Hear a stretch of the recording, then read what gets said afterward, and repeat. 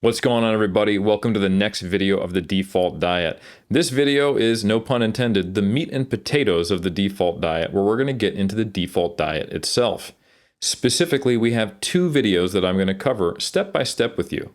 The default diet 1200 and the default diet 1800. In the default diet 1200, we're going to be looking at what we think represents the lowest end that most competitors will get to if they're short, a lightweight competitor, potentially female, but not necessarily. And then the second video is going to be on the default diet 1800, which represents a taller, heavier, potentially male competitor, but not necessarily. And these again represent the lowest your kcals might get at the deepest, darkest digging phase of your diet. Now, importantly, you're probably going to fall somewhere between these two extreme ends. I'm just trying to cover the full bell curve of most competitors. 1200 calories all the way to 1800 calories.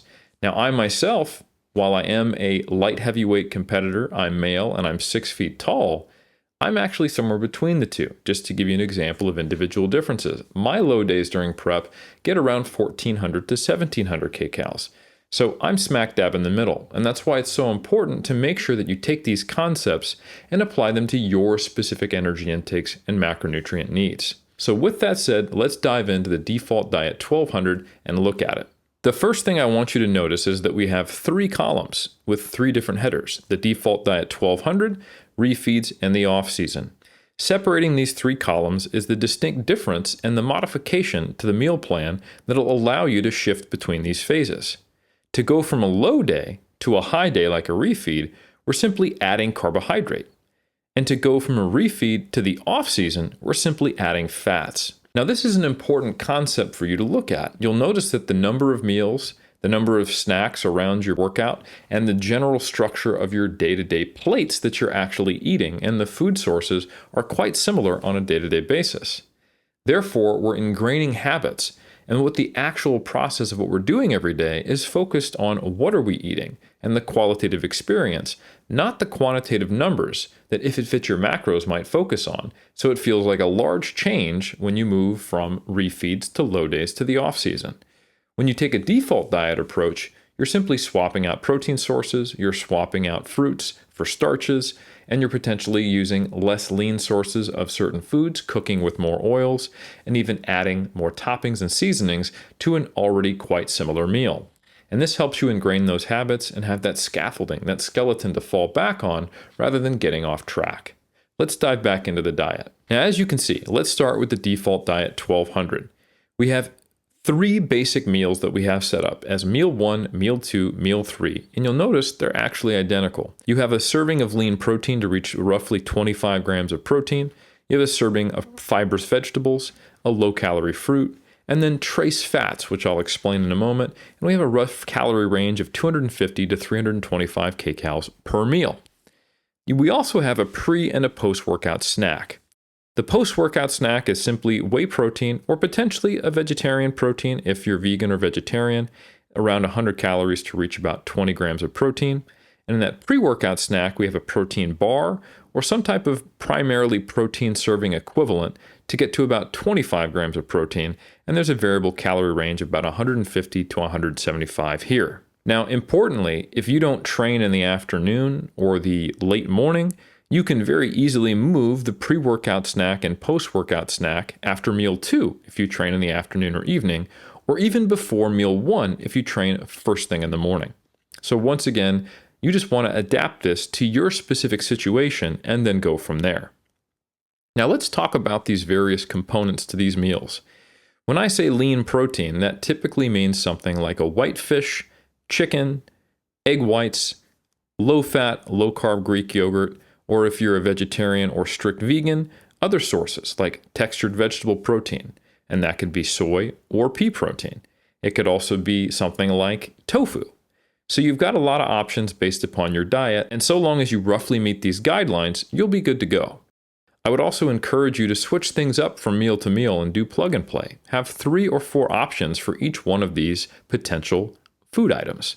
So 3 or 4 lean proteins, 3 or 4 sources of fibrous vegetables. These could be green leafy vegetables.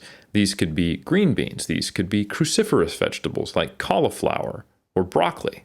And then finally, the low kcal fruit. A lot of options here. And this could also be a high kcal fruit, which is simply a lower serving size. But ultimately, you just want to get to this target kcal amount.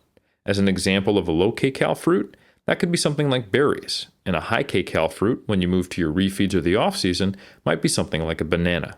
Next, let's talk about our trace fats. During the default diet, generally you're not going to be adding much fat beyond what you need to simply not make the food stick to the pan. So something like a spray olive oil. However, I want you to notice that I have an asterisk next to trace fat in all 3 meals. And that should direct you down to the bottom of the default diet where I have a very important note. I'm just going to read it verbatim. Trace fats can be present in or added when cooking protein or fibrous vegetables, ideally in the form of essential fatty acids to reach a total daily minimum intake of 20 to 30 grams. Lean fish with some fat, tofu and other soy protein sources, vegetable oils, egg whites with 1 whole egg, or supplementing with fish or algae oil capsules are all examples of how to ensure minimal intakes of fat. Now, what I want to briefly go over is the importance of making sure that your fat intake isn't too low. There's various studies, which you're going to see pop up on the screen right now, which point out that having too low of a fat intake can cause some issues.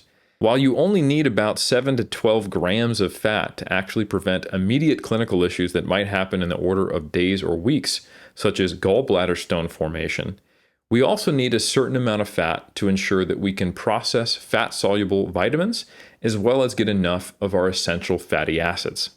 That 20 to 30 gram mark is based upon studies on humans and seeing what do they need to ensure a minimal fat intake.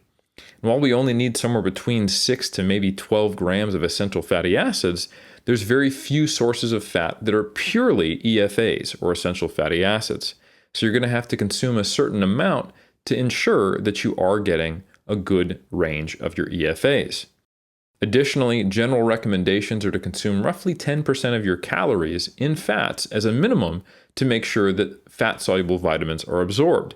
And if we go off the typical intake between 2,000 to 3,000 calories, that's roughly 20 to 30 grams of fat. And that's where this minimum comes from.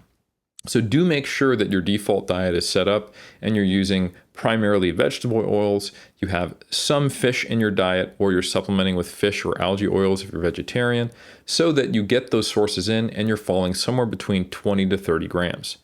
Again, I don't recommend 20 to 30 grams of fat as your primary intake of fat for the majority of your prep, but just for the hardest digging phase where you might be on the lowest calories as a minimum to prevent deficiencies.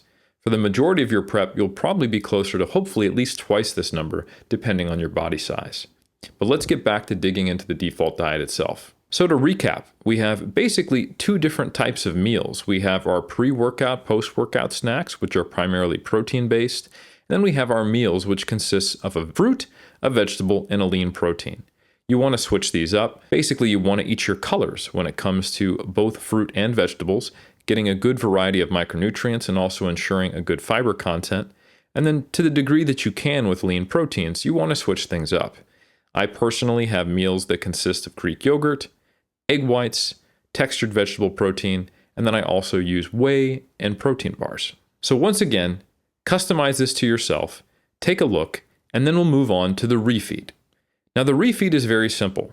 All we're doing is swapping out low kcal fruits for high kcal fruits or starches, or we're potentially adding a starch to a meal in place of a low kcal fruit and moving it around and swapping it to a high kcal fruit. You'll see also that in our 3 meals, meals 1, 2, and 3, instead of having an actual calorie range, we have to reach goal kcals. And this is because people refeed on different amounts of food relative to their low days. If they're quite close and your refeeds aren't that high, you won't have as high of a serving of the fruit or the starch. But if you have a relatively high refeed compared to your low days, depending upon how many low days and how many high days you have in a week, they may be a little bit more disparate. So once again, this allows you to personalize the refeed by having different calorie targets. And you'll notice that the pre and post-workout snacks, since we're just simply adding fruit, are going to have a relatively fixed range. Finally, let's move on to the off season. Here's where we're adding some fats back in. Now you'll notice instead of it saying lean protein, it says less lean protein. Instead of having trace fats, it says added fats. At this point, you get to cook with more oils, have more toppings, use dressings, cook with butter, and you also get to choose a more high variety of protein sources that include different cuts of meat, different types of fish, or even just simply more eggs versus egg whites, or cooking with more oils to make things taste better. So the off season's good. And it's also good if you look all the way down at meal 3. You'll notice that instead of doing all of those typical things that you do in meal 1, 2, or 3, we have or meal out. And that's not restricted to meal 3. In fact, if you're able to hit these same targets and make good choices and hit an appropriate amount of protein, an appropriate amount of calories, and you get in some vegetables and fiber, you could do this at breakfast or lunch. Or heck, if you really wanted to spend the money, you could eat out twice a day. The goal is to have flexibility so that you can, in different environments, still meet the requirements of the default diet in the off season. And as I was saying earlier, by keeping the same structure between these 3 meals, you're going to be able to transition between these phases without struggling like many bodybuilders do when they move from contest prep to the off season. So I hope this helps you understand the structure of the default diet. In our next video, we're going to go over the default diet 1800.